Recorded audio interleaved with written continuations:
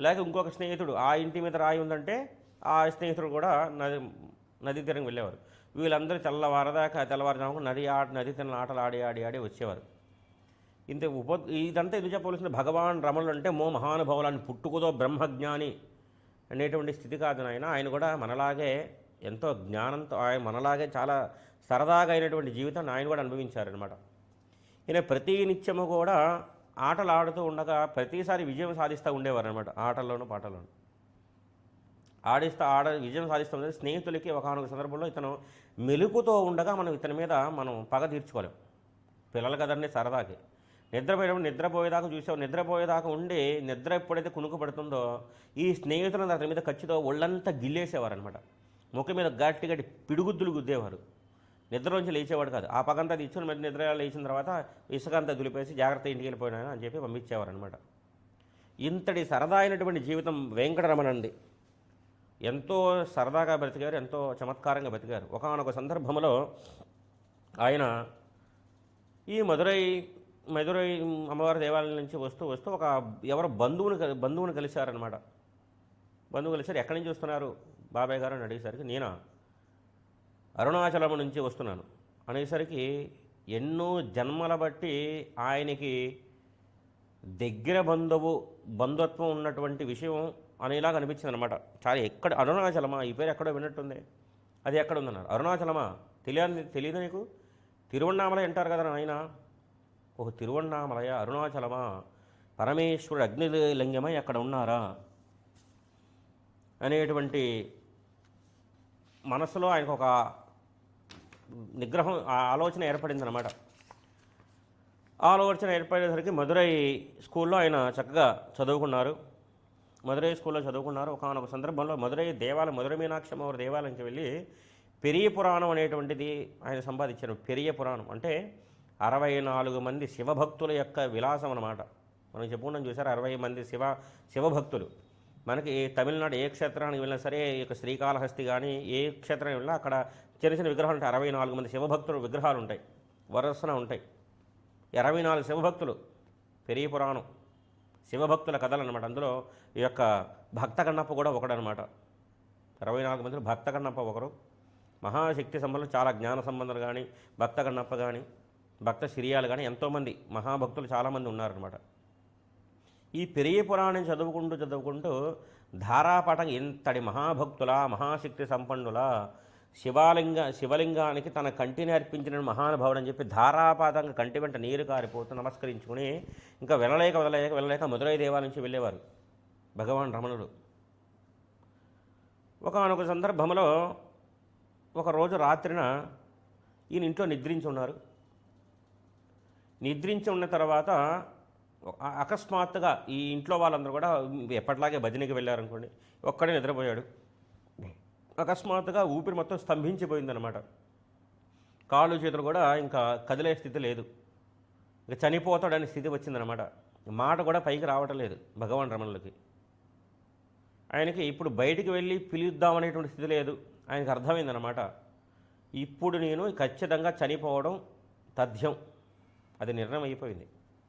ఇప్పుడు నేను బయటికి వెళ్ళి ఎవరిని పిలవాలి, ఎవరిని రక్షించాలి అనేటువంటి ప్రార్థన చేసే కంటే, నేను అడిగే కంటే లెగిసే స్థితి కూడా లేదుగా నాకు. చనిపోతూ ఉండగా ఏమి జరుగుతుంది అని చూద్దాం అని చెప్పి ఆయన చూశారనమాట. చనిపోతుండగా మొట్టమొదట కాళ్ళ నుంచి ప్రారంభమై ఈ చేతుల వరకు ప్రారంభమై ఈ తల మొత్తం కూడా కొయ్యబారిపోయిందనమాట. ఓహో, చనిపోతున్నప్పుడు కాళ్ళు చేతులు మొత్తం కొయ్యబారిపోతాయి అనే స్థితి మీకు అర్థమైందనమాట. ఓహో, చనిపోతుండగా మనం ఈ స్థితి అనమాట. కానీ ఇదంతా తెలుసుకుంటూ ఉన్నటువంటి ఇంకొక శక్తి ఏదో ఉందన్నమాట. అది నేను కాదు, అది నేను, ఈ దేహం నేను కాదు. అంటే అది నాకు తెలుస్తోంది కదా. ఆ దృష్టికోణం మనకు అర్థం కానే కాదు, ఆ స్థితి మనకు అర్థం కానే కాదు. కానీ భగవాన్ రమణులకు మాత్రం పరిపూర్ణంగా అర్థమైంది. దీని దేహంగా ఇది మాత్రం దేహము, కానీ దీన్ని గమనించగలిగే స్థితి మాత్రం వేరొకటి ఉన్నది అనే స్థితి ఆయనకు అర్థమైపోయింది. వెంటనే ఉత్తరక్షణ మరల ఊపిరి నిలకడ చెందింది. నిలకడ మళ్ళీ సమాన స్థితికి వచ్చారు ఆయన. కానీ వచ్చారు కానీ ఈ దేహాన్ని చూసినప్పుడల్లా నిన్న రాత్రి ఇదే కదా కొయ్యబారిపోయింది, ఒళ్ళంట్లా మంటలు వచ్చినట్టే వచ్చేవన్నమాట ఆయనకి. ఒళ్ళంతా గగురు పొడిచినట్టు ఏదో వచ్చామన్నమాట. వెంటనే మధుర మీనాక్షి దేవాలయాలు కానీ లేదా ఇంటి మూల భాగానికి వెళ్ళి పూజా మందిరికి వెళ్ళి తపస్సు చేయ జ్ఞానంలో ఉండేవారనమాట. ఆ మంటలు తగ్గేవన్న ప్రశాంతంగా. ఇది నేను కాదు, నేను అనేటువంటి దాన్ని అన్వేషించడం కోసం ఆయన సాధన ప్రారంభించారు. సాధన ప్రారంభించారు. నిదానంగా ఆయన చదువు సంధ్యలు కూడా కొద్దిగా దూరం అయ్యారనమాట. దూరం అయ్యేసరికి ఇంట్లో కొద్దిగా ఉంటారు కదా, ఎలా ఉండేవాడు అలా ఉండాలి. ఈ ధ్యానాలు ఏంటి, ఈ భక్తులు ఏమిటి, పూజ ఏమిటి, జపాలు ఏమిటి, అస్తమాను పిల్లవాడు చదువు సంధ్య లేకుండా ఇలాగా ఈ తిరగడం ఏమిటి చెప్పి నిదానంగా షంటింగ్ మొదలైందన్నమాట ఆయన దగ్గర. సరే ఆయన ఎప్పుడు పట్టించుకోవట్లేదు. ఒక రోజున అన్నయ్య గారు కూడా ఇలాగే ఒకసారి నూతిలోంచి నీళ్లు తోడుతూ ఉండగా అన్నయ్య గారు చెప్పారనమాట. నూటిలో నీళ్లు తోడుతూ ఉండగా మరలా ఈ చేతులు చూసరికి ఇది నేను కాదు, నేననేది ఎవరు అనే ఆలోచన ప్రారంభమైంది భగవాన్ రమణ మహర్షికి. ఆలోచన ప్రారంభమై వెంటనే ఆ నూతిలో నీళ్ళు తోడడం ఆపేసి పక్కన కూర్చుని జపం చేసుకుంటూ ఉన్నారనమాట. అంటే తనలో తాను రభిస్తూ ఉన్నారు ఆయన. నేను అంటే ఎవరు, ఆ నేననేవాడిని ఆయన గ్రహించడం కోసం ధ్యానం చేస్తూ ఉండగా అన్నగారు చెప్పారనమాట. అన్నగారు చుక్కల పక్కన బంధువులు వదిన గారు కానీ ఎవరైనా ఇలా చేసేవాడికి ఇల్లెందుకురా నాయన ఆయన ఒక మాట అన్నారు. నిజమే, ఇలా చేసేటటువంటి వాడికి ఇల్లు ఎందుకు? అవును కదా, నాకు నిజమే ఇల్లు ఎందుకు అనిపించింది. ఇక వెంటనే నా తండ్రి అయినటువంటి అరుణాచలేశ్వరుణ్ణి నేను వెతకడం కోసం బయలుదేరాలని చెప్పి ఇంట్లోంచి వెళ్ళిపోదామని ఆయన సిద్ధమయ్యారనమాట. ఒరే నాయన వెంకటరమణ, అక్కడ నా కాలేజీ ఫీజు కట్టడానికి కొంత డబ్బులు ఉన్నాయి, అవి నువ్వు తీసుకువెళ్ళి, ఇంచుమించుగా 5 రూపాయలు అంతా ఉంటాయేమో అవి నువ్వు తీసుకువెళ్ళి నా కాలేజీ ఫీజు కట్టేసి చెప్పారు. అయినా ఇప్పుడు నువ్వు ఇక్కడ దాకా ఎక్కడికి వెళ్తున్నావు అంటే నాకు ఇంగ్లీష్లో ఇవాళ ప్రత్యేక క్లాస్ ఉందా అన్నయ్య నేను వెళ్తానని చెప్పి ఆయన ఇంట్లోంచి బయటకు వచ్చేసారనమాట. వదిన చక్కగా పరిపూర్ణంగా అన్నం పెట్టిందనమాట. ఆ అన్నం పెట్టేసరికి అన్నం పరిపూర్ణంగా చాలా ఆనందంగా ఉందా వదినమ్మని చెప్పి ఆవిడ కూడా మనస్సులో నమస్కరించుకొని బయలుదేరండి. అదే రమణ మహర్షి రమణులు వెంకటరమణన్ ఇంట్లో చేసిన ఆఖరి భోజనం అనమాట. మరలా ఆయన బ్రతికున్నంతగా ఇల్లు చూడలేదు, ఇల్లు చేరడం లేదనమాట. వెళ్ళిపోయారు. వెళ్ళిపోయేసరికి